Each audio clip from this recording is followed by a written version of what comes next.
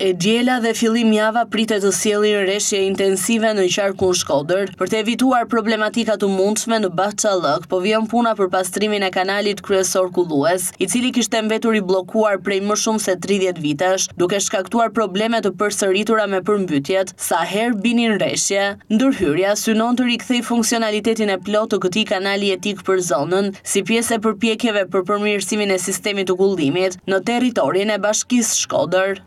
Bashkia Shkodër, në bashkëpunim me bordin e kollimit Lezhë, po bën të mundur pastrimin e këtij kanali kollus, i cili ka shumë vite si nuk është pastruar. Vetë kryetari i bashkisë u involvu dhe ne morëm një mjet nga bordi rajonal i Lezhës. Ky është një kanal i rëndësishëm sepse merr gjithë zonën e Bahçallëkut, po merr edhe gjithë zonën e Berditësimit, gjitha kodrat e Berditësimit vjen në këtë kanal.